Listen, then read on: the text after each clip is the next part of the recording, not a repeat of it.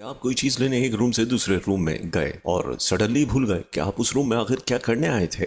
University of नोटरडेम के psychology के professor Gabriel रेडवेंस्की और उनकी टीम ने एक रिसर्च से पाया कि जब भी लोग डोरवे से पास होते हैं तब चीजों को भूल जाने की प्रोबेबिलिटी उनमें ज्यादा होती है। लेकिन ऐसा क्यों? साइकोलॉजिस्ट कहते हैं कि जब भी आप एक स्पेस से किसी दूसरे स्पेस में एंटर होते हैं तब आपका ब्रेन उस नए स्पेस की मेमोरी सेव करने के लिए रीसेट हो जाता है, जिसे द डोरवे इफेक्ट कहते हैं। मतलब एक रूम से दूसरे रूम में जाते वक्त जब आप डोर से पास होते हैं तब आपका ब्रेन समझता है कि ये किसी एक स्पेस का इख्तिताम है और किसी नए स्पेस की शुरुआत, जिससे वो पुराने और नए स्पेस में देखी चीजों को याद करने के लिए उसे इवेंट बाउंड्रीज के तहत ऑर्गेनाइज करने की कोशिश करता है। और इसी में वो कभी कभी भूल जाता है कि आप दरअसल क्या करने आए थे। इसीलिए न्यूरोलॉजिस्ट इसे लोकेशन अपडेटिंग इफेक्ट कहते हैं। आपके साथ भी यकीनन ऐसा हुआ होगा कि आपने कोई इंपॉर्टेंट वर्क करने के लिए अपना फोन निकाला हो और थोड़ी देर बाद आपको रियलाइज हो कि आप इंस्टाग्राम पे सिर्फ फोटोज देख रहे हैं और आपका इंपॉर्टेंट काम तो आपने किया ही नहीं। दरअसल आपके स्मार्टफोन की स्क्रीन भी एक डोरवे की तरह ही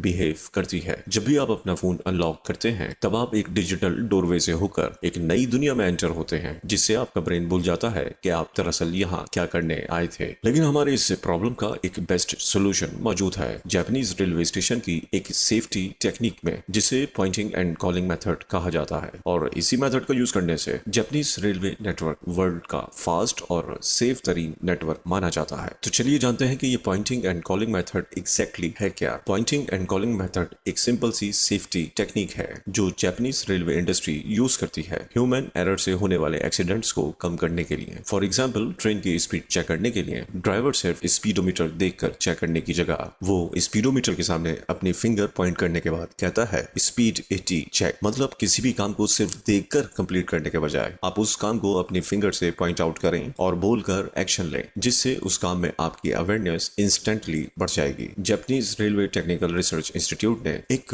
एक्सपेरिमेंट किया जिसमें उन्होंने दो ग्रुप्स बनाए। पहले ग्रुप को कंप्यूटर पर बताए जाने वाले कलर को सिर्फ देखकर ही प्रेस करना था, जबकि दूसरे ग्रुप को कंप्यूटर स्क्रीन पर दिखाई जाने वाले कलर को देखकर पॉइंट आउट करके मुंह से बोलना था और फिर उसके बाद बटन को प्रेस करना था। इस तजुर्बे में साइकोलॉजिस्ट को एंड रिजल्ट कुछ इस तरह मिला कि जिस ग्रुप ने सिर्फ स्क्रीन देखकर ही बटन प्रेस किया था उन्होंने कई गलतियां की, लेकिन जिस ग्रुप ने इस पॉइंटिंग एंड कॉलिंग टेक्निक का यूज किया था उसने काफी अच्छा परफॉर्म किया। अब मैं आपको वो बायोलॉजिकल रीजन बताता हूँ कि ये सिंपल सी टेक्निक एग्जैक्टली वर्क कैसे करती है। जब भी आप किसी ऑब्जेक्ट के सामने अपनी फिंगर को पॉइंट आउट करके अपने एक्शन को वर्बलाइज्ड करते हैं तब आपके ब्रेन में डिसीजन लेने वाले हिस्से में यानी प्रीफ्रंटल लोब में को एक्शन एंड को रिएक्शन होता है। मतलब आपके तभी सेंसेस बिना डिस्ट्रैक्ट हुए एक साथ एक ही चीज को टारगेट करते हैं। आप जो सोच रहे हैं वो बोलेंगे, जो बोलेंगे वो सुनेंगे, और जो आप सुन रहे होते हैं वो आप कर रहे होते हैं, और जो आप कर रहे होते हो वो आप देखेंगे, और जो आप देख रहे हो वो आप सोच रहे होंगे। एक ही चीज पर इतने सारे सेंसेस इंटरकनेक्टेडली वर्क करने से आपके ब्रेन के लिए कोई गलती करना मानो मुश्किल हो जाता है। शायद ये टेक्निक आपको वियर्ड लगे, लेकिन जापान में ये technique railway industry, construction sites, hospitals, medical stores और कई मैन्युफैक्चरिंग इंडस्ट्रीज यूज करती हैं, जिससे ह्यूमन एरर से होने वाले एक्सीडेंट्स कम हो सके। न्यूयॉर्क सबवे ने भी जब इस मेथड के मॉडिफाइड वर्जन को अप्लाई किया तो उनके कई प्रॉब्लम्स 57% तक कम हो गए। अब अच्छी बात यह है कि इस पॉइंटिंग एंड कॉलिंग मेथड को अपनी ही आदत बनाने में और अपनी डे टू डे लाइफ में भी यूज कर सकते हैं। मिसाल के तौर पर कुछ पढ़ने से पहले उस पेज के सामने अपनी फिंगर पॉइंट करके बोलें कि मैं ये आर्टिकल पूरा